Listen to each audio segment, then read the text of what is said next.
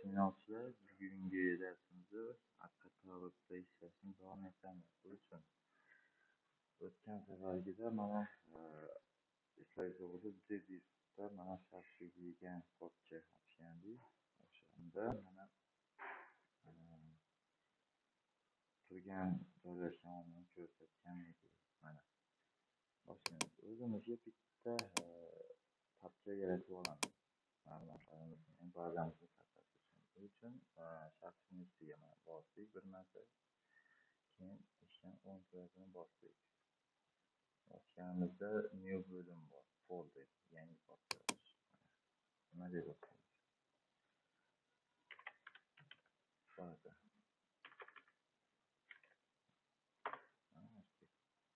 Ana bu yerda plyusga bosamiz.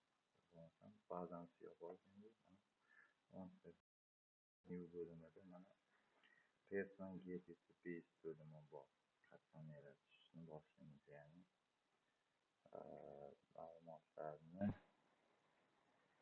hammasini bitta qilish. Ya'ni qatlam yaratishda ikkita usul bor. Birinchisi person get base orqali yaratsa ham bo'ladi, bo'lmasa mana shape file xohlagancha yaratasiz. Bu ikkisining farqi nimada?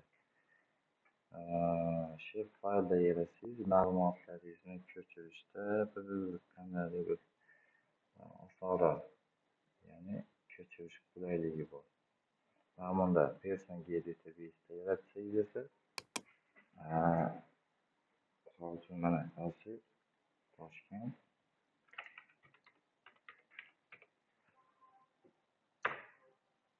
mana ustiga yana bir marta bosamiz. Ishdan o'ng tomonni bosamizda new bo'limidan feature detail. Bu nima degani? Bu degani bazani yaratib olgandan keyin o'sha bir nechta qatlamlarni jamlanmasi turib, ya'ni karta qilganimizda mana bu kartani ko'rsataman. Hop.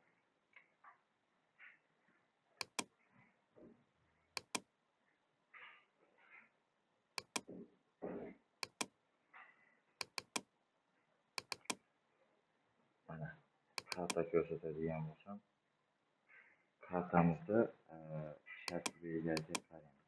Nimalar ko'rsatilgan? Shartli belgilarda gidrografiya inshootlari bor. Gidrografiyaga nima kelgan? Ko'l, sombolar mana bu shaklda poligon. Mana doimiy oqar daryolar, daryo oqimlarining yo'nalishlari nimada ko'rsatilgan? Mana kanal kollektor, toshmalar bu chiziqli, ya'ni laynda berilgan, quduqlar nuqtalida berilgan, karta masshtabiga mos kelmaydigan sombolar mana bu ham nuqtada berilgan. Mana bir nechta qatlamlar turi gidrografiya, ya'ni guruhlangan gidrografiya. Mana chegarani ko'ramiz. Chegarada nima deyilgan? Bunda chegarada davlat chegara O'zbekiston viloyati, Toshkent viloyati tumanlari, bular uchalasi bir bo'lib turib, chegaralar degan guruhga birlashgan. Bu xuddi shu tartibda mana katalog bo'limida shunaqangi bir guruhlar turib, qatlamlarni o'zimizga qulayroq variantda qilsak bo'ladi. Bo'lmasam shunchaki boya aytganimdek, mana baza deb turganimiz, mana bazani ustiga bir marta bosamiz, new bo'limi va shape file ustiga shunday bosib qo'yib, mana qatlam yaratib ketaversak ham bo'ladi. Qatlamning nomi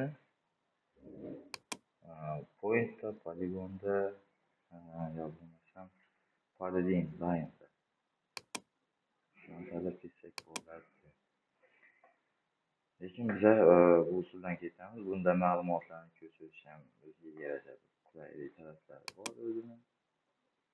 Mana ichiga kiramiz Toshkent. Ekranni ochiq turgan yerga borib turib, ekran mishkan o'ng tomonni bossak, bizda new bo'limi chiqadi. Bundan endi biz feature detailni bosamiz, yo bo'lmasa mana bu tomondan Toshkentga bir marta bosib, mishkan o'ng tarafi new feature detail ikkalasi bir narsa.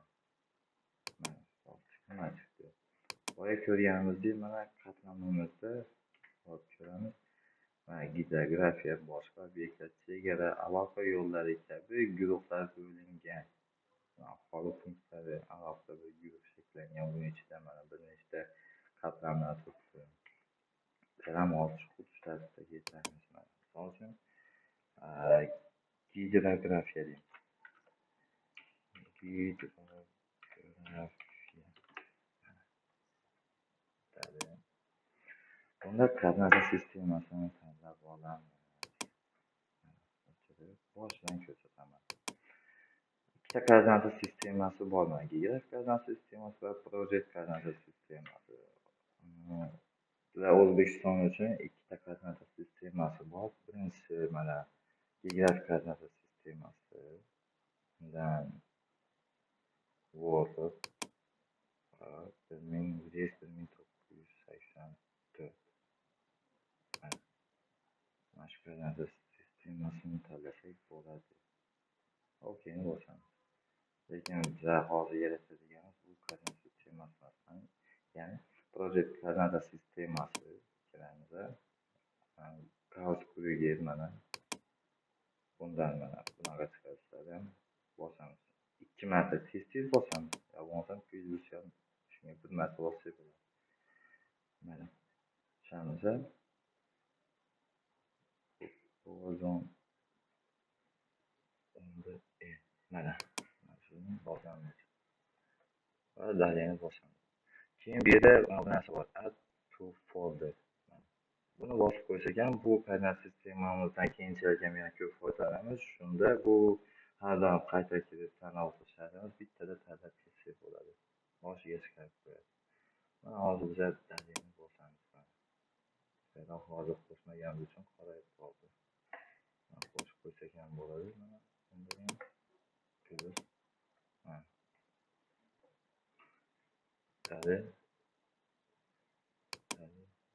finish bo'ldi. Mana ketdi. Keyin sizga yana kiramiz. Yo bo'lmasa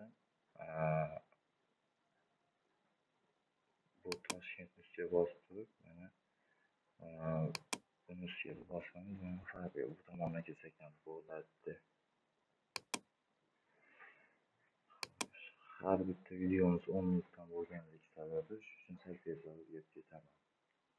Mana gidrografiyada qarang. Nimalar bor bu tomonda. 3 ta turdagi qatlam turi mavjud.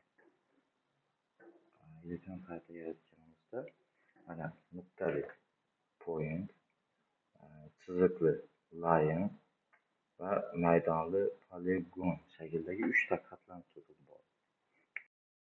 Elektron karta yaratamiz uchun mana hozircha 3 tani ko'rib chiqamiz.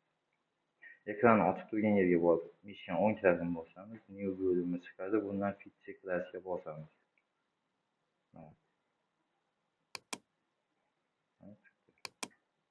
Yo bo'lmasa mana gidrografiyani bu tarafdan bosamizda, new bo'limini tanlab fitcha classni bosamiz. Mana yana xuddi shu narsa chiqdi.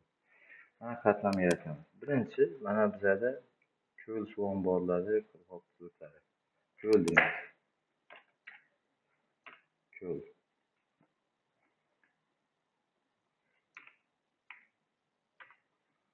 Bu yerga elias yozish shart emas. Kengaytma bu yerda nima? Polygon, line, point, multi-point, multi-page, dimension features, annotation features. Shunday.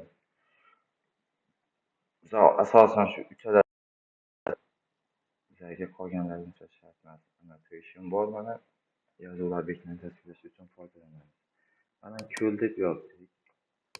Bunga yozish shart emas. Bu geometric propertiesni kelasigan presiyan qo'yib qo'yamiz va dalyani bosamiz.